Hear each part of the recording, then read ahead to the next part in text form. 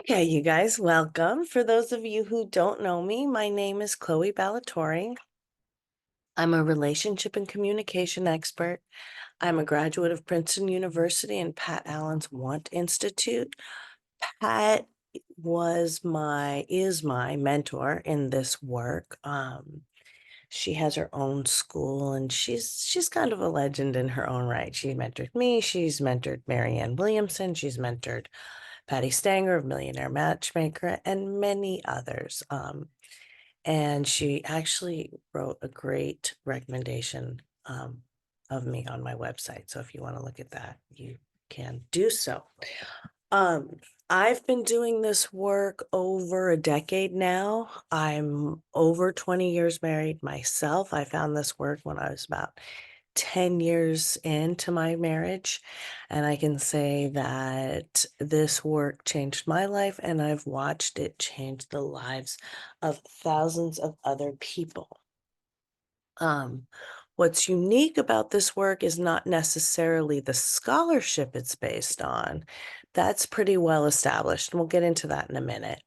But what the tools to execute on that scholarship, that's what's unique, that's what's innovative, that's what I love about this work, because you can talk theory all you want and go to a therapist's office and hear what they have to say, and they reflect your feelings back to you, and that's all a very pleasant experience. Um, and an important experience. But if you've done that for a while, you may have noticed that your life's not really changing despite that being a pleasant experience. So that's what I really love about this work is when you work with it, when you use these tools, you do see change in your life. And it's actually, that's what really drew me into this work, was that I had witnessed a very dramatic change in my friend and neighbor over a 3-year period. And I thought, gosh, I need to do that, whatever she's doing, because she married the man of her dreams and started this great career. And it was just like, um, it was really impressive. So that's how I found this work. Um, this work is really based on balancing the yin and yang energy within yourself and within your relationship. Because when we talk about successful relationships, what we're really talking about is relationships that are balanced with complementary energy, and that's complementary with an E, between masculine and feminine. Okay, so I'm going to give a brief definition of masculine and feminine because sometimes these terms are very misunderstood. Roger Sperry in the 1980s did a series of studies on on newts' brains, which won him the Nobel Prize. And what he discovered, and what also translated as being true of human brains, is that we all have two lobes of our brain, right? We have the right hemisphere, which is the yin energy or the feminine energy. This is the seat of feelings. It's passive, patient, vulnerable. It's the world of magic, of spirituality, of sensuality, sexuality. It's nonlinear thinking. It's creativity. Yin energy is in the world to make it fun, but it's not of the world. Okay. It's receiving, whereas yang energy, which is the left brain, is the seat of linear thought. It's doing, it's competing, conquering, controlling. It's achieving, taking care of.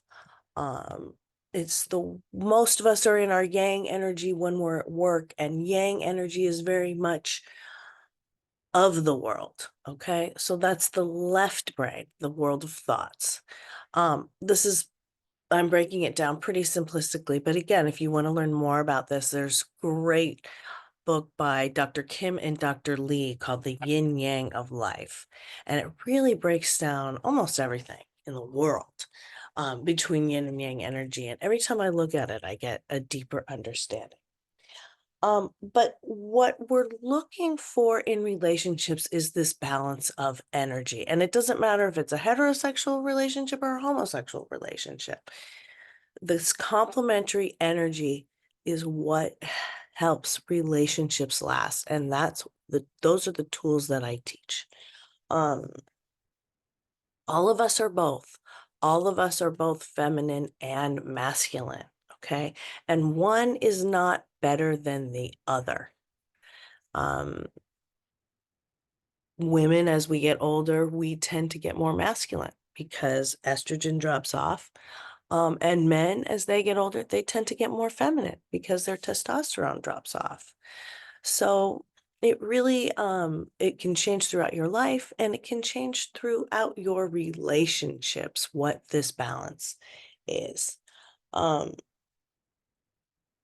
okay. Now, if you if you have a very strong feminine side and a very strong masculine side, it can take a little bit more effort to enact this balance, right? And so that's actually what the definition of alpha is people who have both of those sides very strong. And when you think about alpha, a lot of people misunderstand it and they think, oh, alpha is just that dominating force in a relationship. No, that's wrong. Alphas are ones that have strong energy on the feminine side and have strong masculine energy side. And so it can be sort of tricky managing that and balancing that, especially in our romantic relationships. Why? Because that's where our issues show up first. Is always in our most intimate relationships. Um Now, a lot of times the authentic balance gets thrown off when we have any kind of childhood trauma. Most of us have had some kind of childhood trauma, whether it's a capital T or a small t. And when we're in childhood, everything that happens during that critical window affects us more than it does later in life. I mean, teenagers also have a critical window, but for the purposes of this discussion, I'm talking the ages of 0 to 12. And that's Freud's work. He basically said you're cooked by age 12 because Freud didn't know that you can change the brain. He just assumed that's it. So he was wrong about that. But childhood trauma often throws us off because we have to attach to our parents or whoever owns the refrigerator who will have to take care of us. Okay. And often that's at the cost of our own authenticity. The problem comes when we take those coping strategies into our adult lives and we try to use them in our relationships. That's when we often end up sabotaging ourselves because, ironically, the coping strategies that enabled us to survive our childhood are often strategies that push away our loved ones. And so I work with people a lot on unwrapping what those patterns are and why they happen and what we can do to change them. All change is painful, even change for the better. So, I think that's something that people don't always expect.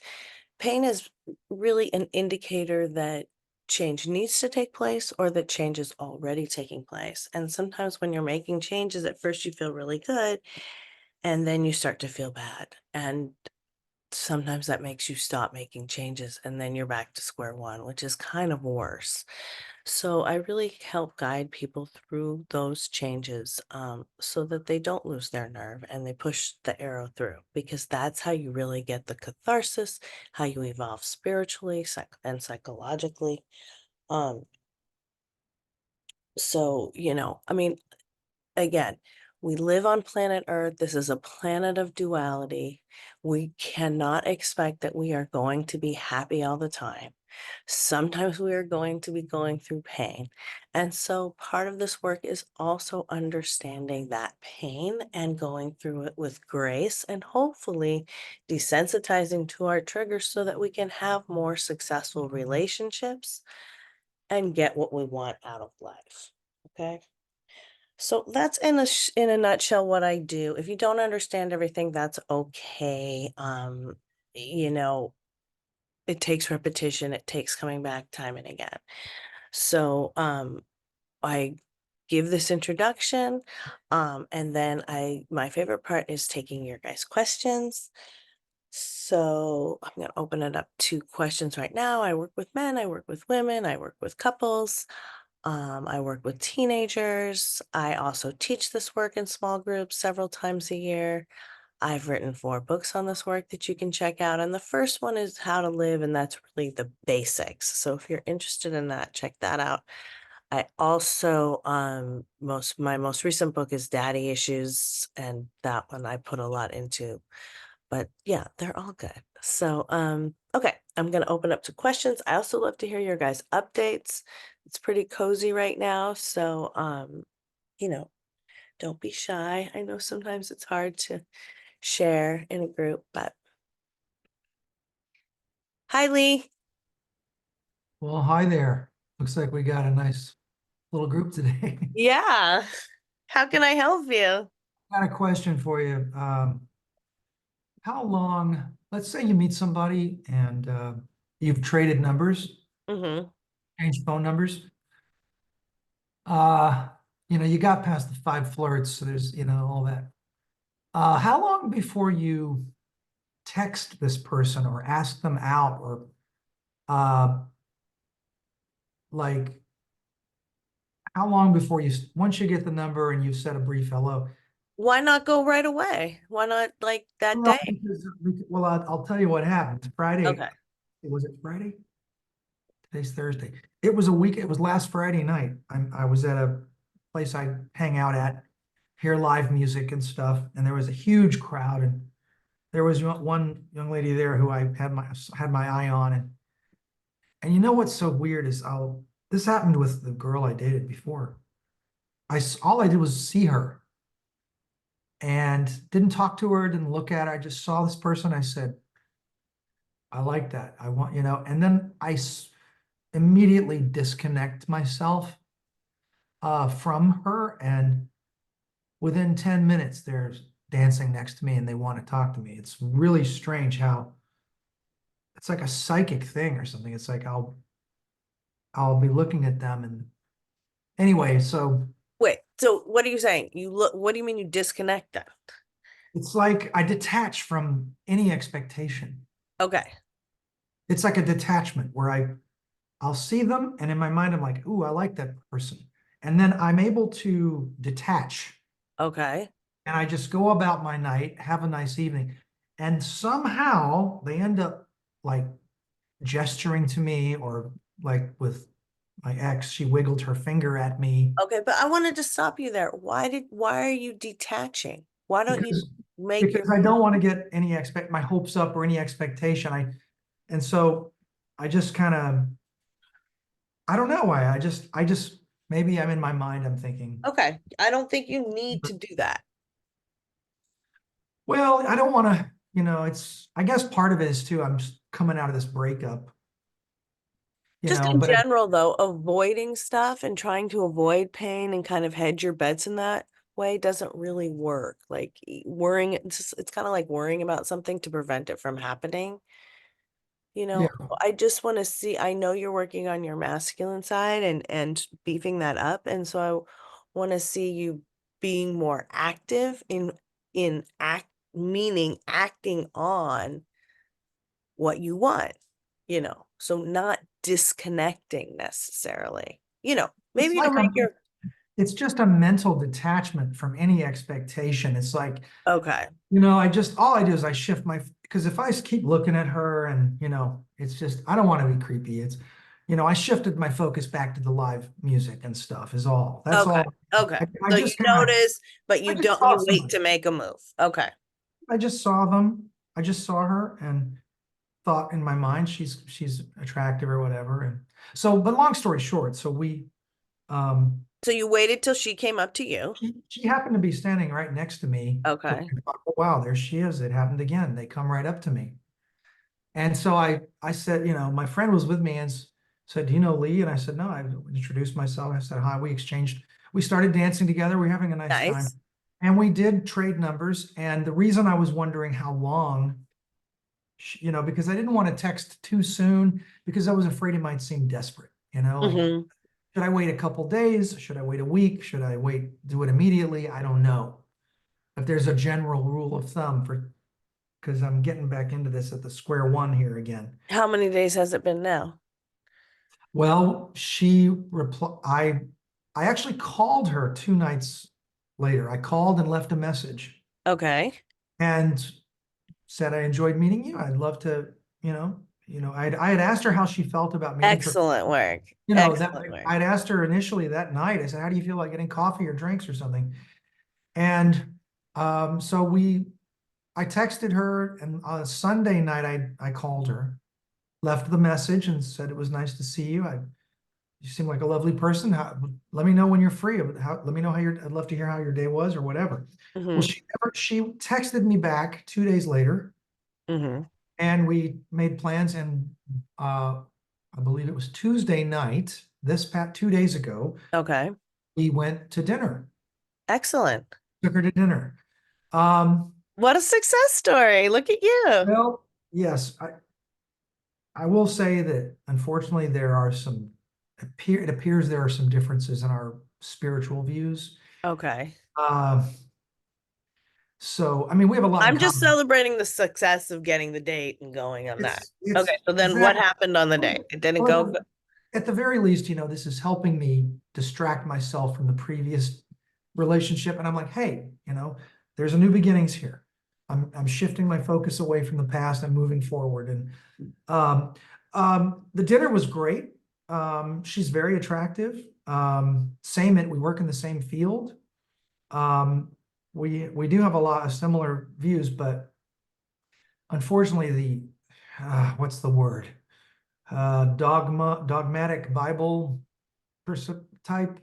Um, I am very open spiritually to like metaphysical realities and consciousness and meditation and Eastern.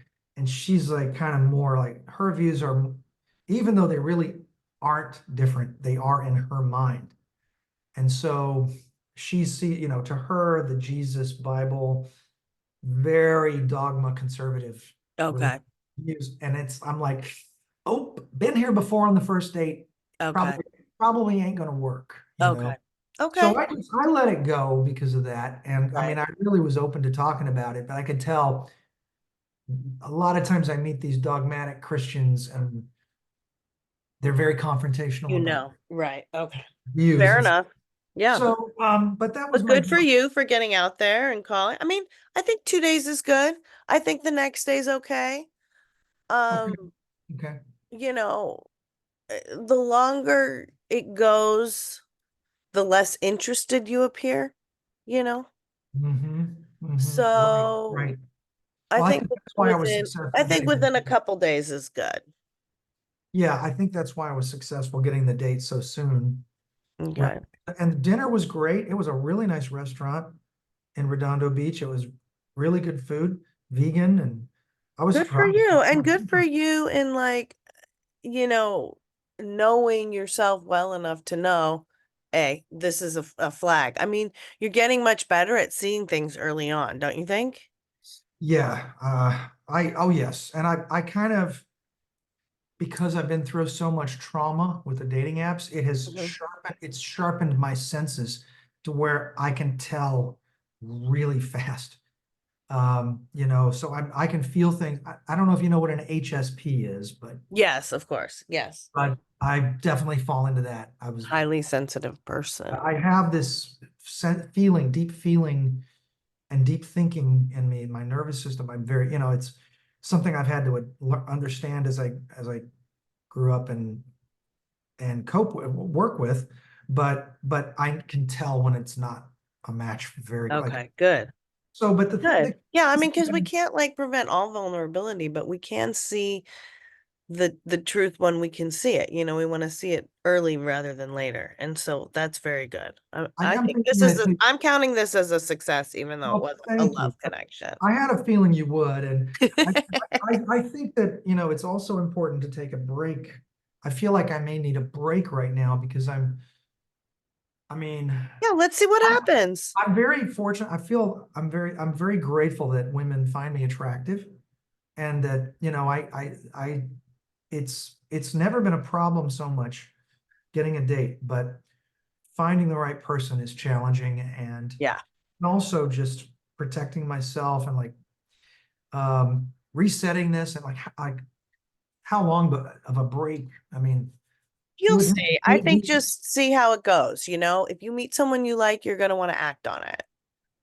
yeah, You know, I think one of the things we've also realized through this process is that you're pickier than you thought. yeah, So, I okay, am. very good. Very Thank good you update. for letting me share that and for being here for all of us. I appreciate your Oh, you're welcome. Thank you for feedback. sharing. Okay. Amy. Hi, Chloe. Hi, how can I help you? Well, I wanted to tell you, I was never really into manifesting and putting out what I want in the universe, and I manifested my last relationship, which ended in August.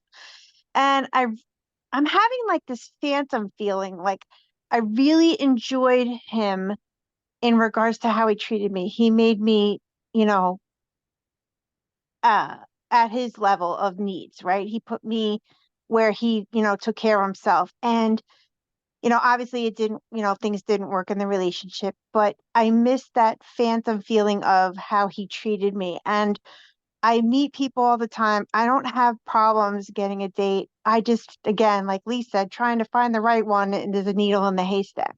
So I'm Right. wondering, A, should I try to manifest again? Or should I just keep on doing what you're saying and going out and flirting and smiling? And because I believe that's the best way to meet somebody is not through a dating app, it's actually in person. Yeah, I agree with you. Um, okay, so a couple of questions. First of all, why didn't it work out with the other guy? Well, I don't want to put the blame on him, but he did like to imbibe. And when Okay. I was with him, I imbibed too much. So I didn't like that about myself. Right, so he didn't bring out the best in you. Right. Okay. Okay, that makes sense.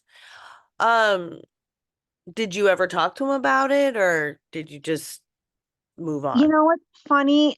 He was not good about talking about his concerns. So I wanted to talk about it, but then I was like, he's not going to. So if he doesn't think it's a big issue, why should I? And then I regret that. And I I mean, didn't, yeah, I'm usually a person who, doesn't have a filter when it comes to talking. I'll say it right out of my, right out of left field, I'll talk and I'll talk, but I regret that. But he treated me well. It's just that we liked to drink and we drank together and it was not good. right. I just wonder if there might be life in it if you brought it up, but Yeah. maybe I keep harping on that like I didn't do it. So I right, can't let go. right. Well, think Well, about whether or not you want to revisit that because what do you mean? With him? yeah, there's a Oh tool that boy. I teach called I the haven't had any contact with him though. Okay. Well, okay. So here it is. So first of all, of course it's an awkward issue to bring it up. That's why you didn't want to bring it up because you know it's going to be a tense issue, right? And you didn't have tools. I think that was probably before you met me. So, now you know the stroke and stand, you know a few things. If you wanted to bring it up, if you were still in the relationship, you could. But I also teach a tool. It's called the Hi Bye Letter. It's actually in my book, How to Live. And um it's really for any defunct relationship.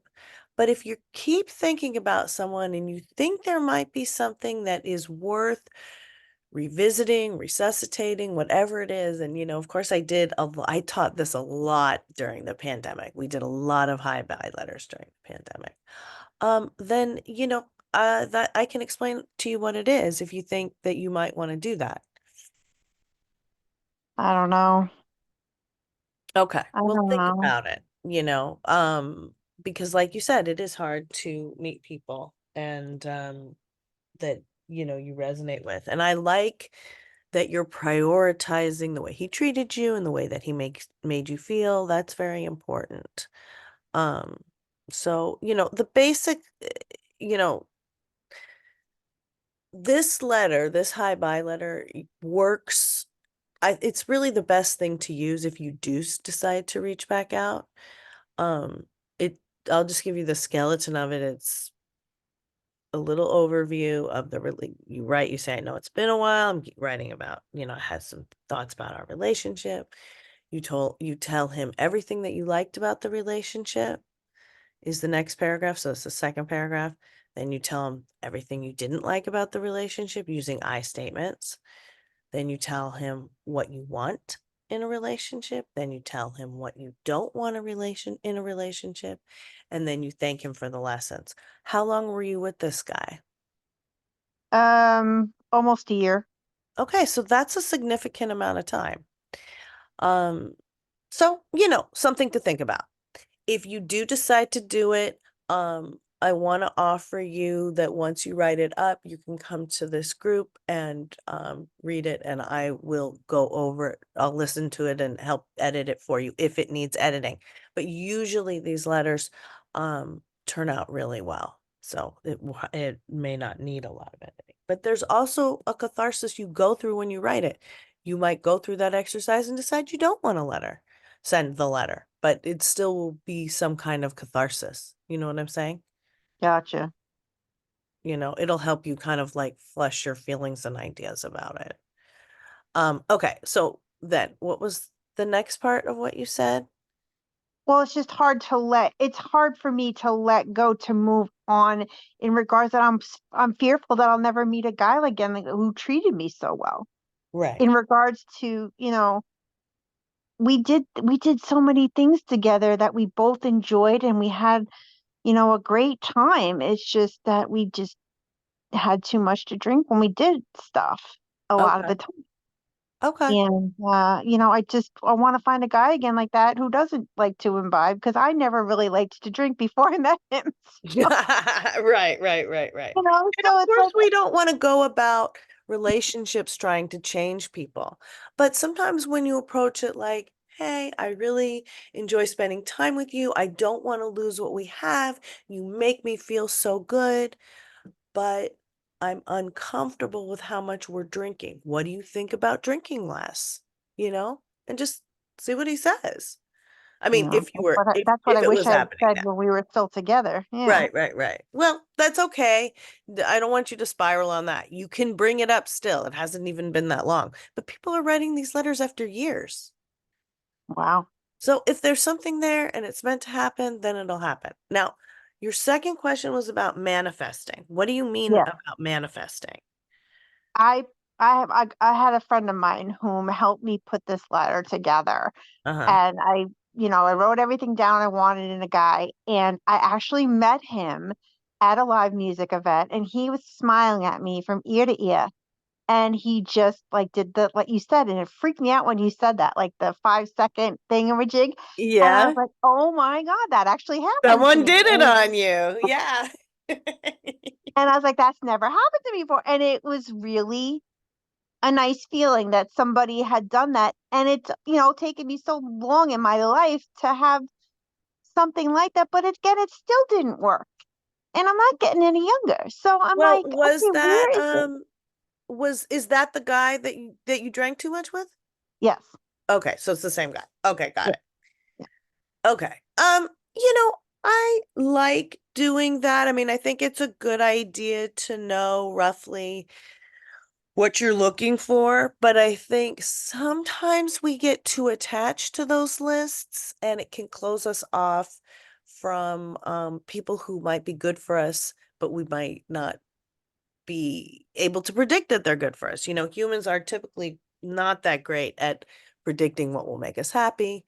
And that's one of my big beefs about the apps is the box checking, is because it closes out a lot of options that might make you happy. I can't tell you the number of times that I've had a client come to me and say, I want X, Y, and Z, found A, B, and C, and was happy and, went on her way.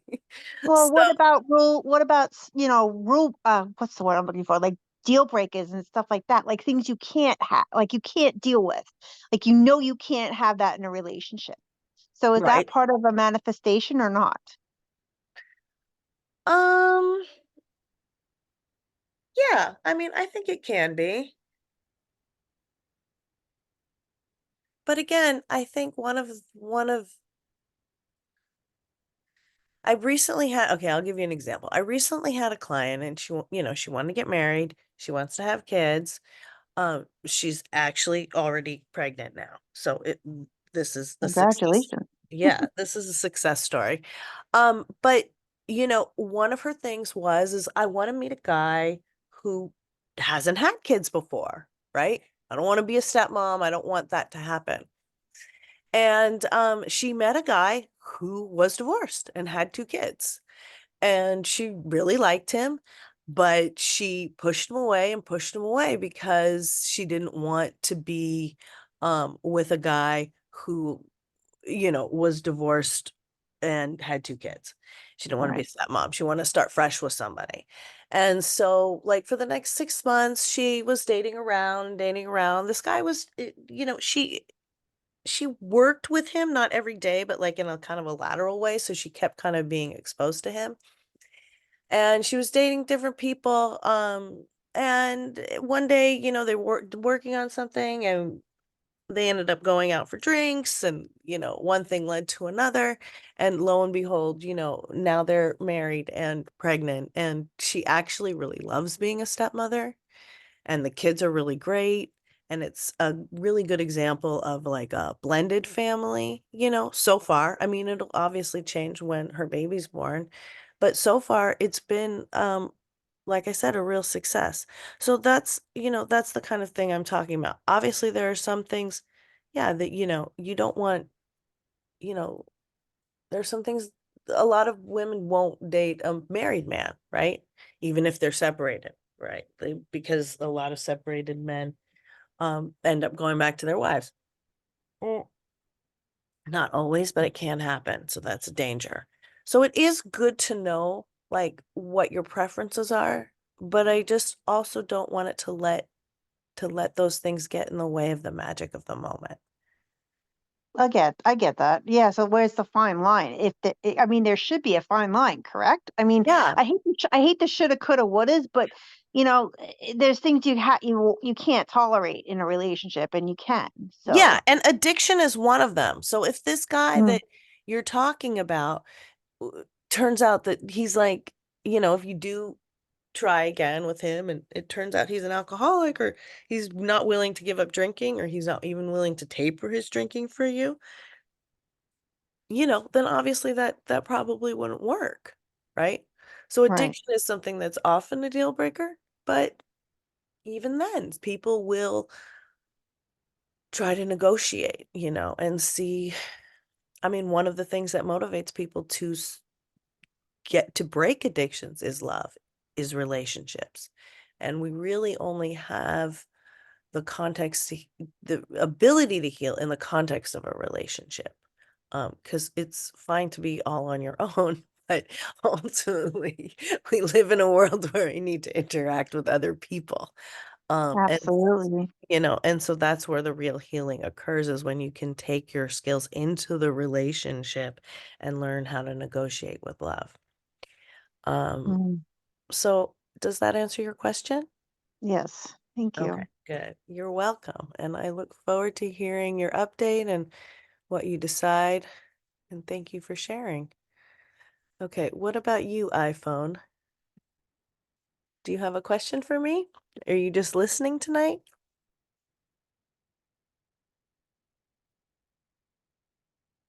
Yes? No? Okay. Um,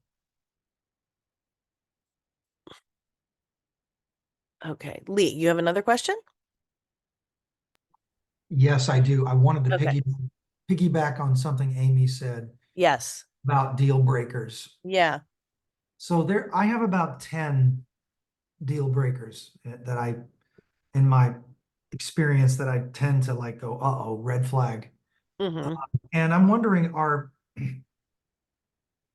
deal breakers like that? Is it the kind of thing where, you know, two or three of them are okay? Or I mean, if you meet somebody that has all of them, or even just one of them, is just one deal breaker enough to say, can't go there, can't do it? I mean, how Okay. many deal Right, breakers would you right, say right, right. one person? Okay, I understand. Okay, Yeah. so deal breakers is a really general term and it's a really big category, right?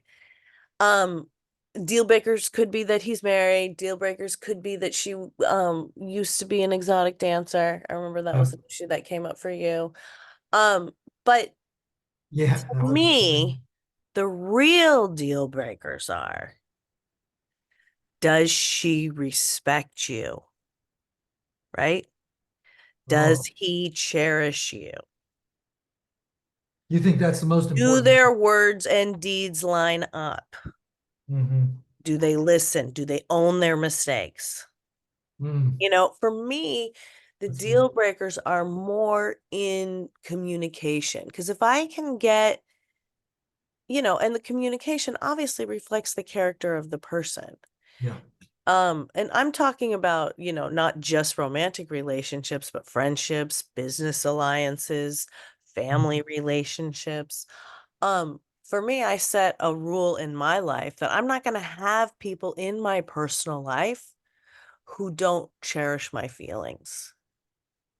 I'm just mhm. not going to do it. If you're not going to cherish my feelings, and if you don't respect my thoughts, I mean, I will sometimes make an allowance for somebody who respects my thoughts, but is non-cherishing. But if you don't do either, then I'm definitely out, you know. And in a business relationship, I have to get a certain amount of respect, if I'm going to collaborate with somebody. And what that looks like, I know what that looks like from practicing and from doing this work. One of the things, like I said, I look at is, do the words and deeds line up? Are they cherishing? Are they listening? Do they own their mistakes? Um, you know, if you say you hurt me, or if you say, you know, I didn't like this, does the other person, a lot of it revolves around conflict resolution. Right. That's where these tools really come in. And You to, say when the words and deeds line up, that's like saying walk the walk and talk the talk, basically. yeah, if somebody literally, I won't do this even with a girlfriend. If we make a plan and you can't show up on time, then I won't be making plans with you anymore. It's really that simple. Um, Right. and if it's a business arrangement, then you got to compensate me for my time. I mean, that's just, the way it is. And so it's like, to me, those are the things that are deal breakers. Do you respect my autonomy? Do you criticize me without an appointment? Oh Do boy. Yeah. Yeah. these are the things that I really look for. If I don't have some modicum of those things, then I just, I keep my circle small, because I like to be able to build trust with the people that are in my intimate circle. People out in the world, I'll do different things for business or whatever, but for my personal relationships, there's a level of communication that I need, and transparency and integrity. So that's, I think, more than any specific circumstances. Is he married? Does he have kids? Was she a stripper? Whatever it is, Right. it's more important to me is this person doing their spiritual work? Can we communicate? Can we resolve conflicts? Um, and again, it's the chemistry, the compatibility, and the communication. Somebody once said, I don't know if it was you or someone else, I think it was someone else said, and it was someone else in a radio interview said, red flags are not to be run away from. They are signs of conflict resolution that you can, it's a chance for you to work things out early. However, I completely agree with you. Everything you've shared just now is exactly why the girl I dated for 2 months, why it didn't get off the ground. Right, Be- because she couldn't respect you consistently. Yeah, and there were the constant verbal abuse. There were comments that were not respectful, and of course showing up late a few times. And I mean, and I've shared before. Hmm. I tried really really hard to accept. I did accept her for who she was with her situation, her health issue there. Right. Uh, but Yeah, it I mean, you gave it a chance, which I think was good. No one is perfect. And again, no, people are motivated to change and to grow in the context of relationships. But ultimately, it was just too much. She was super late. She criticized you a lot. There just wasn't, she fell below the 51% valuable. Well, there you go. I mean, that's well said. And I still miss her. I still really think about how the good things, there were so many good things. And, but at the same time, I could tell it was draining me. And Right. so, it's good to try to be back on the horse again. Even though I don't think I'll see this young lady again. It's hopefully, with your help and continued guidance and these tools, I'll be able to You will. I mean, back you're in. doing really well. You've made like a lot of progress. And I can't believe I've done it without a dating app. And Yeah. I am meeting so many more people just by going to events and places that I like to frequent and doing things that I like to do. I have met so many more people, and the opportunity for me to use these tools, I can't use them on a dating app nearly as effectively because you can't gauge as quickly and the potential. So even though it didn't work out, it really has shown me that I can Yeah, have. you're going. Yeah, I'm really happy to hear you say that because, the perceived wisdom is late nowadays, especially after the pandemic. I need to be on the apps or I can't meet anyone. And in some areas, like rural areas, you do kind of need that. But you live in a big city, you absolutely don't need that. And so I'm really glad to hear you saying that because a lot of times the algorithm gets in the way. Don't forget these apps are businesses, right? They're not their vested interest is not in helping you find love. It's helping you keep swiping. It is. It's like a So black you got to hole. really Yes. consider that. Not that people don't sometimes meet and fall in love and get married from the apps. I've definitely had clients who that has happened to. But unfortunately, it becomes a default and people are putting too much time into it. And then it becomes depressing because, like all social media, right? It's artificial. And there's that barrier, there's that algorithm, there's that unknown where people are working behind the scenes who have different goals than you do. Right. And ultimately, social media runs on negativity. So there's that aspect of it. When I see my friends on the apps, I just feel so sorry for them sometimes because they're like, I'm like, yeah, my friend who was here once with me, super incredible guy, super good looking guy, super successful, and he's on these apps all the time, and I feel like, man, he could do better without it. Yeah. I'm so certain he could, but he's like a lot of people there. The technology can suck you in because you It's think very seductive. it's like it's going to solve my problems. But the reality is I had to learn the hard way after many years and post-traumatic dating disorder. Yeah, it depresses a lot of people and then turns them off from dating altogether. But you said Really, something else. You asked me something about red flags, that red flags are, sometimes just a signal for conflict resolution. further communication. And I Yeah, guess I would say it depends on what the red flag is.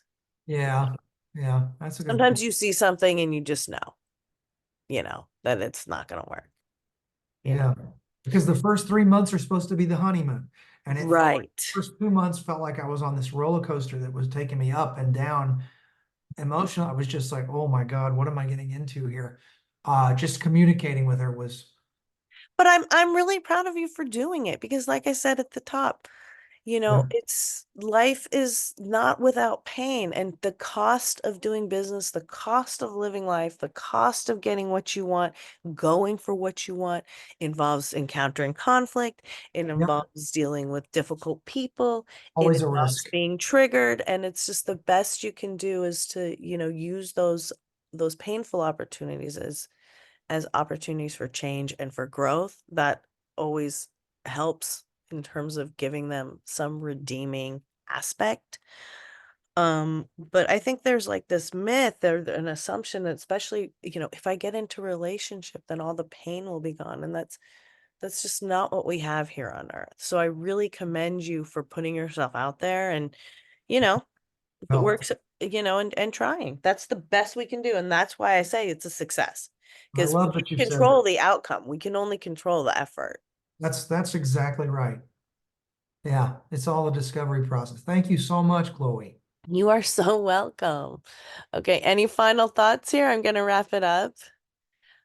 If you guys want to reach out during the week, you can, either through my website, chloe'sconsciousnesstraining.squarespace.com, or through my Instagram, which is at Chloe's_consciousness_training. You can send me messages on Meetup too. Or, we can meet back here next week. And this recording will be available where you get your podcasts and on YouTube. So I look forward to seeing you soon.